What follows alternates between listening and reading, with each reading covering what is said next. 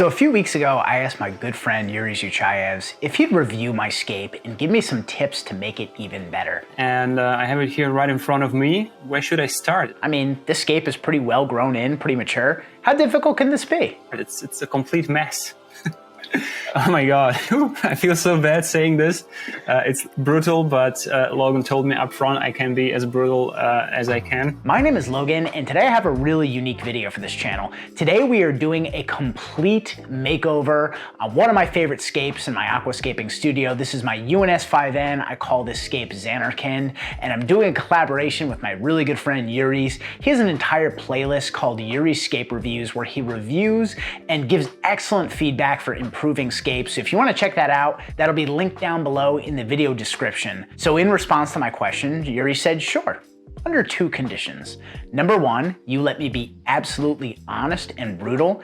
And number two, you have to implement everything I say, no matter how crazy it sounds. So without further ado, let's get into Jurijs' Scape review of my very own Zanarkand. So I have to roll back in time. So actually I've seen the Hardscape of this aquarium, which was really impressive to me. This called, I think, Dragonwood. Logan came up with a really cool, or you, Logan, you came up with a really cool Hardscape on it. He really admired the Hardscape and he thought it was very dramatic and impactful. Where he said I lost a few points was on the planting. First things first, I don't know what to look at because we have two, like in my opinion, two strong focal points with the red Alternatera. We have both on left and right, and my eyes are constantly jumping, from one side to the other side. And I had to agree with him because after all, I sort of put the planting for the Scape together at the last minute. I had a bunch of extra plants left over from a project and I wanted to do something with them because I just can't waste plants. And because of that, there's sort of a lack of vision behind the planting. Then I discovered the kind of largely leafed Cryptocorini Venditii green in the background in the rear corners. Big mistake here, just putting large plants in the back and small plants in the front. It should be the other way around, then you get the sense of depth. When you put the anubias in a spot, you have to put it in a way it would grow naturally. So here for me, it looks kind of a little bit odd. The rotala is basically invisible. You have to consider, okay, how are you photographing it? So you can trick a little bit and photograph slightly from above, but then the wood is less dominant. Remove the araneki, remove the rotala, remove the crypt, basically clean out the mid and the background of the aquarium. Additionally, Jurijs thought that in getting my sleeves wet and pulling plants, it was also an opportunity to add some more hardscape in there, reposition things, and take the eye on a little bit more of a journey and improve the flow. Put the last piece of wood kind of flat down, and it works as a visual support to the last one, and it extends the wood composition and provides visual stability. Everything is pointing to the top right corner, and I want this to point to the bottom right corner. So in order to implement this feedback, I needed a few things. I needed a ton of new plants, I needed to soak some more dragonwood, and I needed to get ready for a long scaping session because I was gonna have to pull a bunch of plants, add new plants, reposition hardscape, glue hardscape.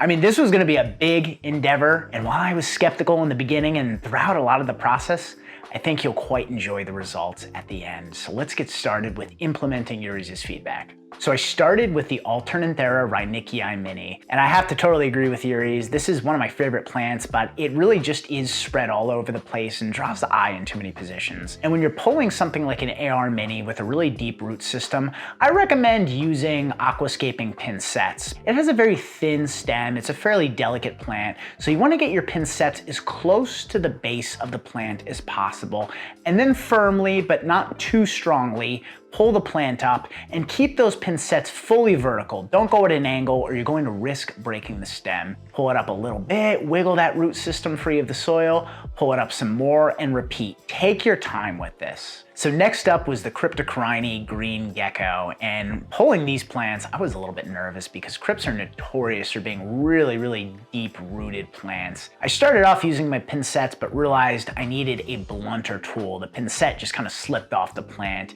It was too delicate for something like this. So I went in with my fingers and I applied that same technique that I used with the AR Mini, except this time I got as low as I could with my fingers and I used more blunt force, but same concept, just wiggle a little little bit, pull up, and as you can see, these crypts have some beautiful roots. So happy to see these growing and healthy, and I'll definitely be recycling these plants as well. I just can't really get rid of any plants. I love them so much, and you spend so much time growing them, especially crypts. And then it was time to pull some of the Anubias that Jurijs had pointed out as a bit of an eyesore. It's glued on here, but with a little bit of wiggling, it came off fairly easily, and I snipped it off at the rhizome in key spots to get us in a good position to sort of modify the positioning of that. And finally, it was just a matter of pulling up the Rotala Atra, and this plant came out pretty easily. I sort of just grabbed everything like you were grabbing like a lock of hair or something like that, and just yanked it up gently but firmly, and it all sort of came out in a single unit. So I pulled all of these plants while the filter was off. I think it's really important to keep the filter off while you're doing this because you're gonna be stirring up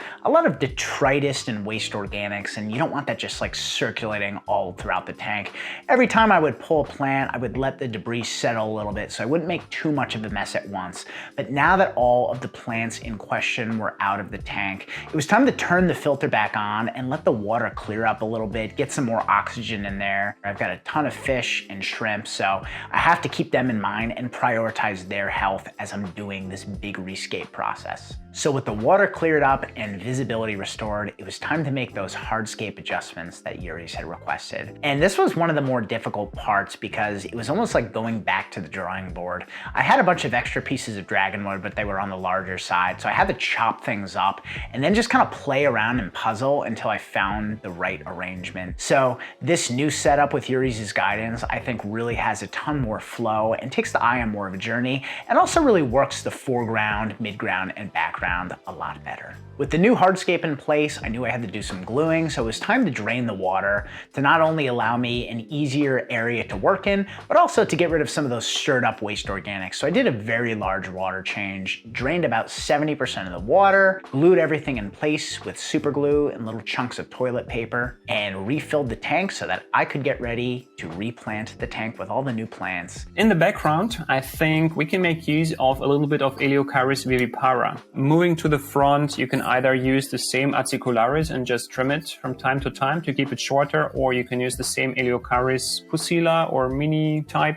and then you have that slightly larger foliage of the Cuba compared to the hairgrass, as well as some details with the Anubias, one little spot on the left foreground and a larger spot on the right side. I was a little bit skeptical. Taking out all those beautiful, colorful plants, I mean, it was really difficult for me. I'd spent so much time growing them and they were virtually algae-free, but I just had to trust the process, and I did agree to be along for the ride, so here I am. The first thing I did was reposition the Anubias that I had cut off earlier, and I did my best to sort of wedge it into a place where it would achieve a more natural growth pattern. Now, right now, the orientation of the leaves is a little bit funky because it was tough to get my hands in the right place, and you gotta find a place where the Anubias is gonna wedge in right, but eventually it'll grow up towards the light and things should look a lot more natural. Next up, it was time to address the Eleocharis pusilla, and I had a ton to work with, so I was able to plant really, really densely, and I even added more off camera when I realized I had one pot left. So this is gonna be kept very short in the foreground, and I'm gonna create a gradient by trimming it upward towards the background. So in the midground, it'll be taller, and then it'll work its way up to the background where the Eleocharis vivipara will be in place. So we'll have a really nice transition from foreground to background. And you can see I also filled it in key spots in the middle of the tank, in the midground, and then all over between the rocks. So we'll have really nice highlights of this plant that I think will create a really natural look. And then finally, it was time to plant the Eleocharis vivipara, which will ultimately be the highlight of the planting. So for one of the taller Eleocharis species, you would have no idea in its tissue culture form that it grows so large, but it is the nature of tissue culture. They come really tight and compact, but the cups are really, really dense. So if tissue culture looks small to you, don't be fooled. By the time you cut it up and divvy it up, you'll have a ton of plant mass to work with. And I had way more than I needed for this tank, so I'll have to do something with the extras, but I was able to plant the background really, really dense. In a few weeks / few months, it's gonna be nice and tall and flowy. So I was able to cover pretty much every square centimeter of soil in the background. And with all of the plants in place, it was time to do a little bit of a maintenance session and just clean up the tank overall to match the new Scape. So I removed the lily pipes, soaked them in a bleach solution to get them sparkling clean. And while they were soaking, I gave the tank a really deep cleaning, went in there with a toothbrush, my razor scraper, and just got every little bit of detritus, algae, and dried calcium off. And I'm happy to say that the Hardscape is so much more dominant now. It was set up to resemble a fallen metropolis, hence the name Zanarkand. If anybody's a Final Fantasy fan, they'll get that reference. But as I planted and as the plants grew in initially, I think we really lost the Hardscape in all the colors and all the large foliage. So I think this newer minimalistic planting is gonna be really, really beautiful and really adds to that fallen metropolis reclaimed by nature vibe. So while I was really skeptical in the beginning and throughout some of the process, and sometimes even frustrated as I was digging up plants, digging up Hardscape and making a huge mess, I'm so happy I did the work, and I'm so grateful for Jurijs' feedback, because I just think this has given the tank so much more life, and it's just renewed it as something that I'm really, really proud of. So happy to see that all of the advice was spot on, and in a few months I'll do an update on this tank and you guys can let me know what you think. But in the meantime, if you're able to envision how the hair grass is gonna grow, what do you guys think? Do you think Jurijs' feedback was spot on? Do you like this version better, or do you prefer the old version? Let me know down below in the comments, and be sure to check out Jurijs' Scape Reviews playlist. That's linked down below in the video description. Thank you so much for watching, and I will see you guys and gals next time. Most importantly, for everyone watching like this, if you have a tank like this and you enjoy it, nothing wrong, no need to change. Most important is you like it, you enjoy it. Doesn't matter what a Jurijs, what a Logan, what a Balash, or whoever thinks about your work. Just don't care. If you enjoy it, enjoy it.